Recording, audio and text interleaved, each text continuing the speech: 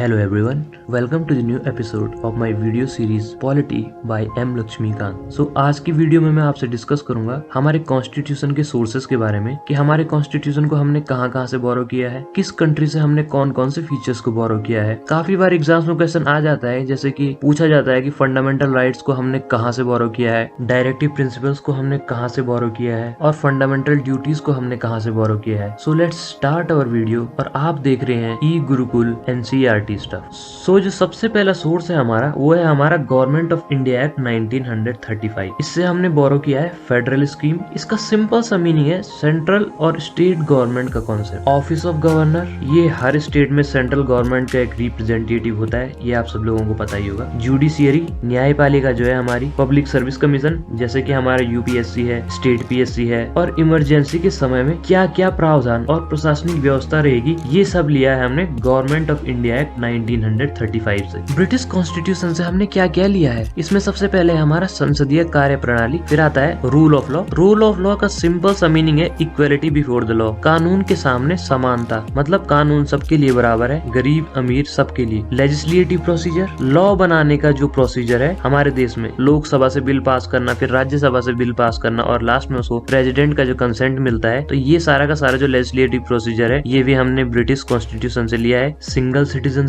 हमारे देश में हर इंसान को एक नागरिकता का अधिकार है, बट अमेरिका में अगर आप देखें तो वहाँ डुअल सिटीजनशिप चलती है, मतलब कि एक तो कंट्री की सिटीजनशिप हो गई आपकी और दूसरा स्टेट की अलग से सिटीजनशिप होती है। कैबिनेट सिस्टम, प्रोरोगेटिव रिट्स आपको पता होगा हमारे पास हमारे देश में 5 रिट्स हैं, हेवियस कॉर्पस, मंडमस, प्रोहिबिशन, सर्सियोरारी और क्वो वारंटो। ये मैं आपको आगे वाली वीडियो में बताऊंगा बहुत ही डिटेल में। संसदीय विशेषाधिकार और बाइकैमरलिज्म का मतलब है कई स्टेट्स में आपने देखा होगा विधानसभा भी है और विधान परिषद भी है, तो ये जो कॉन्सेप्ट है ये भी हमने ब्रिटिश कॉन्स्टिट्यूशन से ही लिया है। इसके बाद आता है हमने अमेरिका से क्या क्या लिया है। सबसे मोस्ट इम्पोर्टेंट जो पार्ट है हमारा इंडियन कॉन्स्टिट्यूशन का, वो है हमारा फंडामेंटल राइट्स, तो ये हमने अमेरिका से ही लिए हैं। न्यायपालिका की स्वतंत्रता, जुडिशियल रिव्यू जो कि मैंने पिछली वीडियोस में आपको बताया है। इम्पीचमेंट ऑफ प्रेसिडेंट, मतलब राष्ट्रपति का महाभियोग, मतलब राष्ट्रपति को हटाने का जो प्रोसीजर है। सुप्रीम कोर्ट के जज को हटाने का जो प्रोसीजर है, हाई कोर्ट के जज को हटाने का जो प्रोसीजर है और वाइस प्रेसिडेंट को हटाने का जो प्रोसीजर है, ये सब के सब हमने अमेरिका से लिया है। अब आता है हमारा आयरिश कॉन्स्टिट्यूशन, जहाँ से हमने अपने directive principle of state policies को लिया है। इसका सिंपल सा मतलब है कि जनता के लिए जो भी पॉलिसी सरकार बनाती है उसके क्या क्या सिद्धांत होंगे,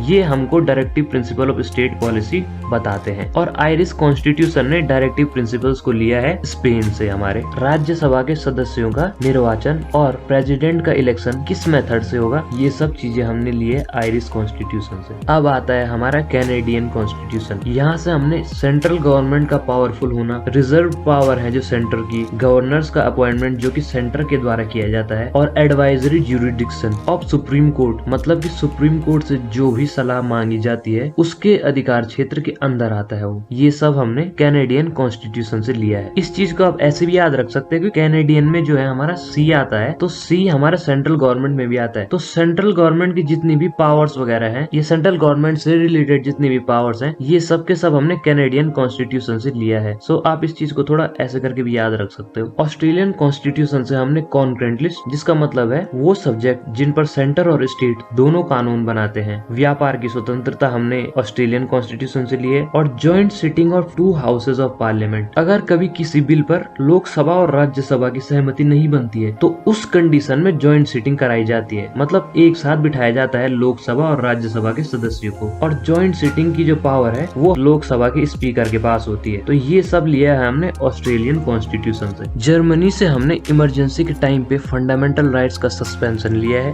2 फंडामेंटल राइट्स जो कि सस्पेंड नहीं होती है इमरजेंसी के टाइम पे, वो है हमारे आर्टिकल 20, ये प्रोटेक्ट करता है मनमाने और अधिक पनिशमेंट से हर उस इंसान को जिसने की कानून को तोड़ा है, और आर्टिकल 21 ये हमको जीने का अधिकार प्रदान करता है स्वतंत्रता के साथ। तो ये जो दोनों के दोनों आर्टिकल्स हैं, ये दोनों सस्पेंड नहीं होते हैं जब इमरजेंसी भी लगी होती है हमारी कंट्री में। यहाँ पर नोट करने वाली बात ये है कि इमरजेंसी प्रोविजंस को हमने इंग्लैंड से लिया है, पर suspension of fundamental rights during emergency Germany से। दोनों में आप कंफ्यूज मत होना, यहाँ पर दोनों अलग अलग चीजें हैं, नोट करना इस पॉइंट को आप यहाँ पे। सोवियत संघ से हमने मौलिक कर्तव्यों को लिया है, और जस्टिस के आइडियल्स सोशल, इकोनॉमिक और पॉलिटिकल जो कि हमारे प्रियम्बल में जुड़े हैं, इन सभी को लिया लिया है। फ्रांस से हमने रिपब्लिक मतलब जहाँ चुनी हुई सरकार राज करती है, और फ्रीडम के आइडियल्स, इक्वालिटी के आइडियल्स और फ्रेटर्निटी मतलब भाईचारे के आइडियल्स जो हमारे प्रियम्बल में जुड़े हैं, इन सभी को लिया है। साउथ अफ्रीका से हमने संविधान में संशोधन का जो प्रोसीजर है और राज्यसभा के इलेक्शन का जो प्रोसीजर है, ये हमने लिया है।